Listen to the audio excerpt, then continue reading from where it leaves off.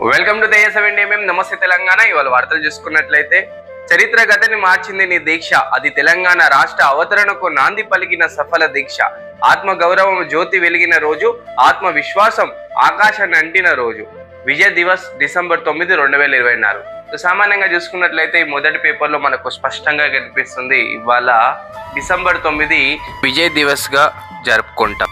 So ఆనాడు November 29 రోజున మహానాయకుడు కేసీఆర్ గారు తెలంగాణ సపరేట్ రాష్ట్రం కోసము తన ప్రాణాలని తెగించి మరి అమరణ నిరాహార దీక్ష మొదలు పెట్టడం జరిగింది. దాదాపు 11 రోజులు ఈ దీక్ష కొనసాగింది. తర్వాత దీక్ష ఢిల్లీ వరకు కూడా చేరుకుంది. ఢిల్లీ పీఠాన్ని గడగడ వణికించి తెలంగాణ రాష్ట్రానికి ఒక మొట్టమొదటి అడుగు వేయడం జరిగింది. అందుకనే తెలంగాణ రాష్ట్రానికి మొట్టమొదటి అడుగు డిసెంబర్ 9 అని చెప్పుకొస్తారు. కేసీఆర్ దీక్ష ఫలం కాంగ్రెస్ దగా పర్వం. డిసెంబర్ 9 రాష్ట్ర ప్రకటన తర్వాత యూటర్న్ ఇచ్చిన తెలంగాణకు వెనక్కి తీసుకున్న కాంగ్రెస్, ఢిల్లీ పెద్దల దోకాపై బగ్గుమన్న తెలంగాణ ప్రజలు, ఊరూర ఉద్యమ క్షేత్రాలు, అమరుల త్యాగాలు, ఓరేక్ దగా తెలంగాణ పక్క అన్న రణగర్జన, ఢిల్లీ మెడలు వంచిన స్వరాష్ట్రం సాధించుకున్న జనం. నవంబర్ 29 అమరణ దీక్షకు బయలుదేరిన కేసీఆర్ ను అడ్డుకున్న ఖమ్మం తరలించిన పోలీసులు, జైల్లోనే దీక్షకు సిద్ధం శ్రీకాంతాచారి ఆత్మయత్నం. తో నవంబర్ 29, డిసెంబర్ 9, జూన్ 2 ఈ 3 రోజులు కూడా తెలంగాణ ప్రజలు ప్రతి ఒక్కరు కూడా గుర్తు పెట్టుకోవాలని ఇక్కడ రాయడం జరిగింది.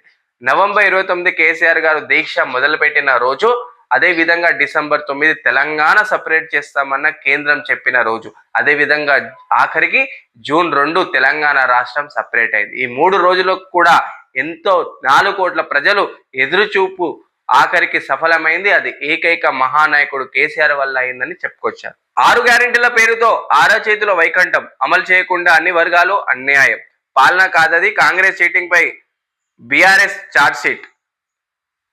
ఏడాది పాలన ప్రజాస్వామ్యం విఫలం, ఇరిగేషన్ కు ఇరిటేషన్ మార్చిన కాంగ్రెస్, సంక్షోభం సంక్షేమం కష్టాల్లో రైతాంగం, నిరుద్యోగులపై నిర్బంధం, ఉద్యోగులకు మోసం, మీడియాపై ఆంక్షలు, సోషల్ మీడియాపై కేసులు.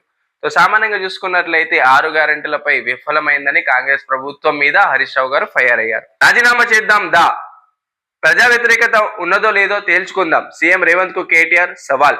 కొడంగల్ నుంచి మళ్ళీ గెలుస్తామని దమ్ముందా, కాంగ్రెస్ పార్టీలో చేరిన 10 మంది బీఆర్ఎస్ ఎమ్మెల్యేలను గెలిపించుకునే సత్తా నీకుందా, అల్లుడు సోదరులు బామ్మార్ది కోసమే తపన, రేవంత్ బూతులు వినడానికి కేసీఆర్ రావాలన్నా, 6 కాదు 6 గ్యారెంటీలు కూడా అమలు అవ్వదు. ఓ ఛానల్ ఇంటర్వ్యూలో బీఆర్ఎస్ నేత కేటీఆర్ తో సామాన్యంగా నిన్న జరిగిన ఇంటర్వ్యూలో కేటీఆర్ గారు స్పష్టంగా చెప్పుకొచ్చారు.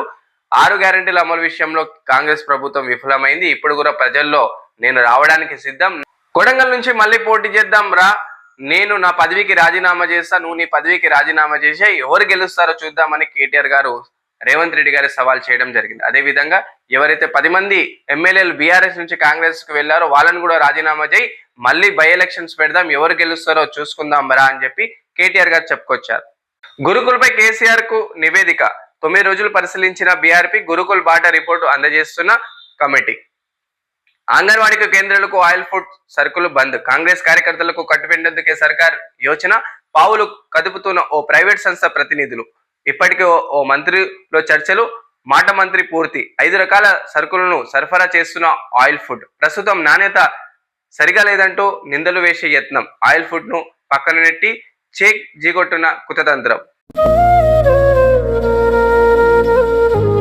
తెలంగాణ తల్లి మార్పు మూర్ఖతత్వం, సీఎం తలతిక్క ఆలోచనలతో తెలంగాణ అస్తిత్వానికి గాయం కేసీఆర్ ఆనవాళ్ళు లేకుండా చేస్తామన్న విర్రవిగుతున్న CM, Yadadri thermal power plant కు ఎట్లా ప్రారంభించిండ్రు, అది కేసీఆర్ ఆనవాళ్ళని ఈ ముఖ్యమంత్రికి తెలియదా?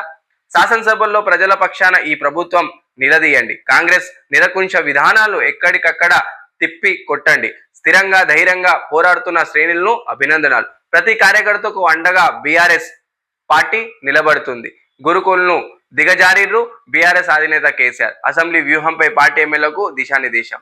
సో సామాన్యంగా నిన్న జరిగిన బీఆర్ఎస్ పార్టీ మీటింగ్ లో కేసీఆర్ గారు తన ఎమ్మెల్యే గారికి ప్రతి ఒక్కరు కూడా దిశానిర్దేశం చేయడం జరిగింది.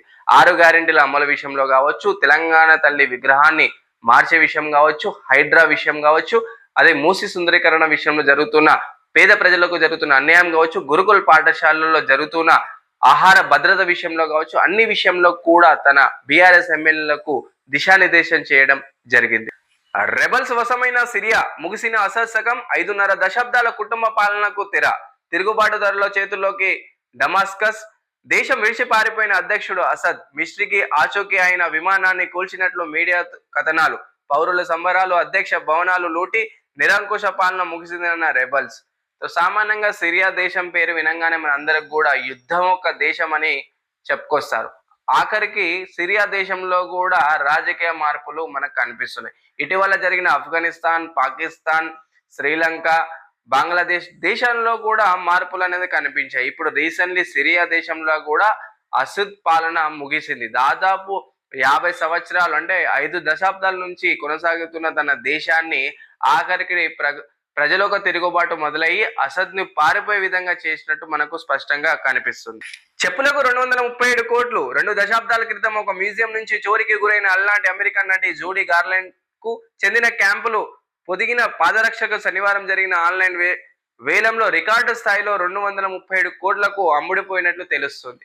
సో సామాన్యంగా చూసుకున్నట్లయితే అమెరికాకు సంబంధించిన చిత్రం 1939లో ద విజార్డ్ ఆఫ్ ఓజెడ్ చిత్రంలో జూడీ గార్లాండ్ అనే హీరోయిన్ ఈ చెప్పులు ధరించడం జరిగింది. సామాన్యంగా మనం ఎక్కడైనా చెప్పులు పెడితే మర్చిపోతూ ఉంటాం.